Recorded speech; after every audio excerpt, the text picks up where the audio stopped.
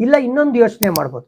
ಏನಪ್ಪಾ ಅಂತ ಹೇಳಿದ್ರೆ, ಗುರು ನಾನು 20 ವಿಕೆಟ್ ತಗೊಳ್ಬೇಕು, ಟೆಸ್ಟ್ ಮ್ಯಾಚ್ನ ಗೆಲ್ಬೇಕು ಅಂತ ಹೇಳಿದ್ರೆ, ಅದಕ್ಕೆ ನಾನು 4 ಜನ ಪ್ರಮುಖ ಬೌಲರ್ಗಳನ್ನೇ ಆಡಿಸ್ತೀನಿ ಅಂದ್ರೆ, ಕುಲ್ದೀಪ್ ಯಾದವ್ ನಿಮ್ಗೆ ಜೆನ್ಯೂನ್ ಸ್ಪಿನ್ನರು, ರಿಸ್ಟ್ ಸ್ಪಿನ್ನರು, ಅವ್ರಿಗೆ ಅಷ್ಟೊಂದು ಪಿಚ್ ಮ್ಯಾಟ್ರ್ ಆಗಲ್ಲ. ಆಮೇಲೆ ಡೇ 3, 4, 5 ಇವರು ಪಿಕ್ಚರ್ಗೆ ಬರ್ಬೋದು.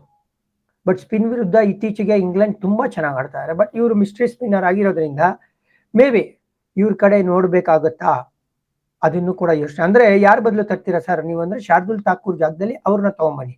ಬ್ಯಾಟಿಂಗ್ ಜಡೇಜಾಗೆ ರಿಸ್ಟ್ರಿಕ್ಟ್ ಆಗೋಗುತ್ತೆ. ನೀವು ಕೇಳ್ಬೋದು, ಸರ್ ಕಮ್ಮಿ ರನ್ಸ್ ಹೊಡಿತಾ ಇದಾರೆ ಸರ್, ಮೊದಲೇ ನಮ್ದು ಬ್ಯಾಟಿಂಗ್ ಲೈನಪ್ ಸ್ಟ್ರಾಂಗ್ ಇಲ್ಲ, ಏನ್ ಪರಿಸ್ಥಿತಿ ಅಂದ್ರೆ, ನೋಡಿ ಒಂದು ಯೋಚನೆ ಮಾಡಿ ನೀವು.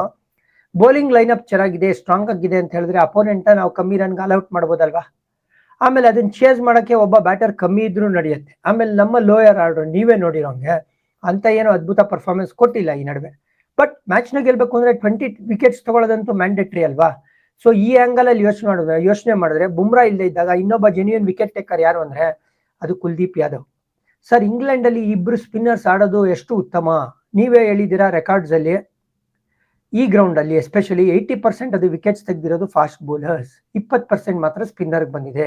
ಈ ತರ ರೆಕಾರ್ಡ್ ಇರುವಾಗ ನೀವು ಇಬ್ರು ಸ್ಪಿನ್ನರ್ನ ಆಡಿಸಿದ್ರೆ ಅದು ವೇಸ್ಟ್ ಆಗಲ್ವಾ ಅಥವಾ ಲಕ್ಸುರಿಯನ್ಸ್ ಅಲ್ವಾ? ಅಂದ್ರೆ ಕಂಡೀಷನ್ಸ್ ನೋಡ್ಬೇಕು ರೀ, ಪಿಚ್ ನೋಡ್ಬಿಟ್ಟು ಈ ಡಿಸಿಷನ್ ತಗೋಬೇಕಾಗ್ತದೆ. ಯಾಕಂದ್ರೆ ನಾವು ಇಂಡಿಯಾಲ್ ಕೂತ್ಕೊಂಡು ಇಂಗ್ಲೆಂಡ್ ಪಿಚ್ ಬಗ್ಗೆ ಅಷ್ಟು ಈಸಿಯಾಗಿ ಮಾಹಿತಿ ಪಡ್ಕೊಳಕ್ ಆಗೋದಿಲ್ಲ. But at the same time Gautam Gambhir ಇರ್ಲಿ, ಆ ಥಿಂಕ್ ಟ್ಯಾಂಕ್ ಕ್ಲೋಸ್ ಕ್ವಾರ್ಟರ್ಸ್ ಅಲ್ಲಿ ಪಿಚ್ ನ ವಾಚ್ ಮಾಡಿ ಈ ಒಂದು ಕಾಲ್ನ ತಗೊಳ್ಬೇಕಾಗತ್ತೆ.